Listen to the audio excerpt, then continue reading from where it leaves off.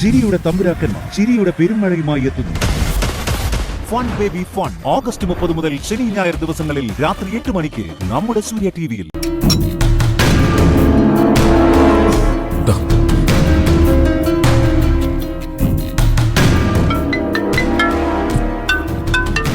ഒന്ന് പിടിച്ചാ അമ്പിളി. അയ്യോ അമ്പിളി, അമ്മാവനാ ടെൻഷൻ കൊണ്ട് വിളിക്കുന്നോ? അപ്പോ നമ്മൾ പ്ലാൻ ചെയ്തത് പറയാല്ലേ? അതെ രഘുവേട്ടാ, അതാ നല്ലത്. ഹലോ അമ്മാവ. മോനെ, എന്തായി രഘു?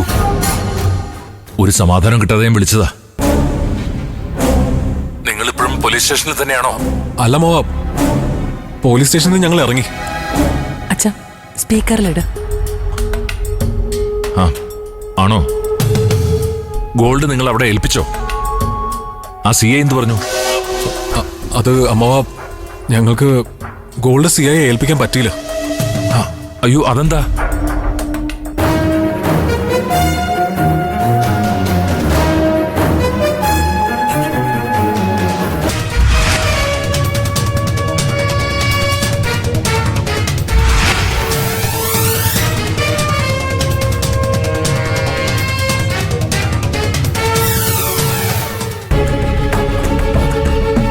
നമുക്കെതിരെ ഇനി ഒരു പ്രശ്നം ഉണ്ടാവില്ലെന്ന് പറഞ്ഞതിന് ശേഷം സ്വർണം തിരിച്ചേൽപ്പിച്ച അത് ഇനി വേറൊരു കേസാവോന്ന് ഭയന്ന് ഞങ്ങള് ഗോൾഡ് കയ്യിലുള്ള കാര്യം പോലും പറയാതെ അവിടെ നിന്ന് ഇറങ്ങി പോരുമായിരുന്നു.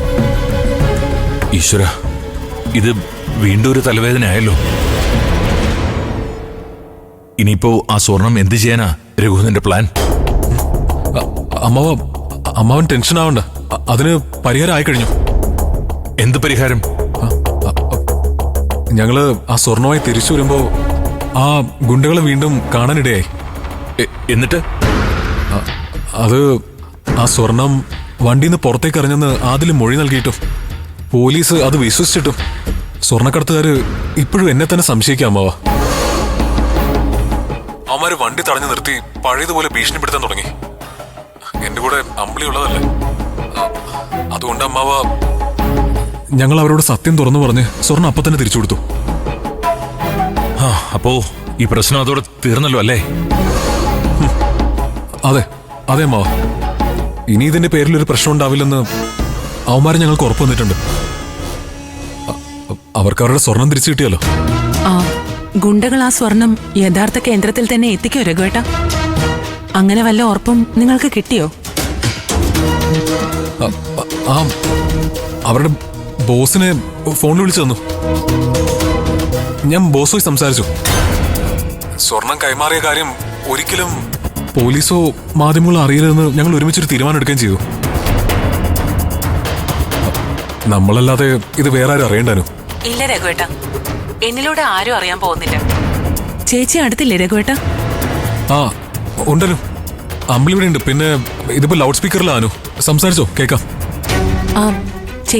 ചേച്ചി വല്ലാതെ ടെൻഷനായി പോയല്ലേ? ഒന്നും പറയണ്ടനു. എന്റെ ഒരു ബുദ്ധിമോശം. ആ സ്വർണം കൈ കിട്ടിയത് മുതല് ഞാൻ തീ തിന്നായിരുന്നു. ഇപ്പോഴാ കുറച്ച് ആശ്വാസമായത്. ഇനിയെങ്കിലും ഇത്തരം പുലിവാലുകളൊന്നും നീ പിടിക്കാതിരിക്കണ്ട അമ്പിളി. ചേച്ചി ഇവിടെ വന്നിട്ടല്ലേ തിരിച്ചു പോകുന്നുള്ളൂ? അച്ഛൻ ഞങ്ങളുടെ കൂടെ തിരിച്ചു വരുന്നുണ്ടോ? ഇല്ലെങ്കിൽ ഞങ്ങൾക്ക് നേരെ പഞ്ചരത്നത്തിലേക്ക് പോവാനാ. അവിടെ ചിരു മക്കള് മാത്രല്ലേ ഉള്ളൂ. 3 പിള്ളേരെയും അവൾ ഒറ്റയ്ക്ക് നോക്കണ്ടേ, അതാ. എന്നാ നിങ്ങൾ വേഗം പൊയ്ക്കോ. എനിക്കൊന്ന് മഞ്ചാടി മോളെ കാണണമെന്നുണ്ട്. ഞാൻ നാളെ അവളെയും കണ്ടിട്ട് അങ്ങോട്ടേക്ക് വന്നോളാം. എന്താ രഘു? ആയിക്കോട്ടെ അമ്മ, പ്രശ്നങ്ങളൊക്കെ തീർന്നല്ലോ, ഇനി കുഴപ്പമൊന്നും ഉണ്ടാവില്ല. എന്നാ പിന്നെ ഞങ്ങൾ വിട്ടോട്ടെ. ശരി. അനു, പോയിട്ടെ സമയം പോലെ ഒരു ദിവസം ഞാനും അമ്പിളി അങ്ങോട്ടേക്ക് വരാം. ശരി രഘുവേട്ടാ. മോളെ അനു, പോയിട്ട് വരാമേ.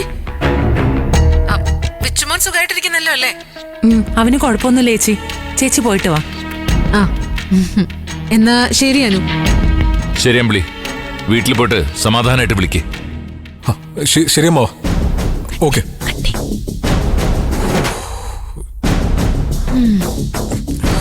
നീ ഒന്ന് പിടിച്ചാ അമ്പിളി. എന്റെ അമ്പിളി എനിക്കാകെ ടെൻഷൻ ആവുക. എന്തിനാ ടെൻഷൻ? സ്വർണ്ണം ഉണ്ടല്ലോ. അത് തന്നെ എന്റെ ടെൻഷൻ ഓംലി.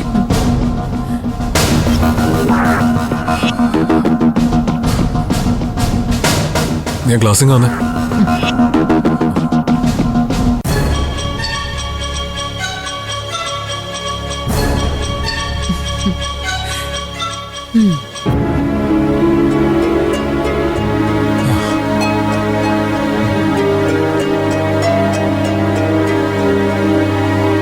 അച്ഛാ, ഇതോടെ ഈ വിഷയം അവസാനിക്കോ?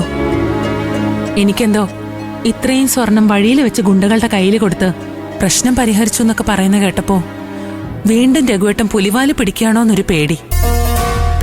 ഏയ്, സ്വർണ്ണക്കടത്തിന്റെ ആളുകളായി രഘുവിനെ ഇതുവരെ സമീപിച്ചത് ആ ഗുണ്ടകൾ തന്നെയാണല്ലോ.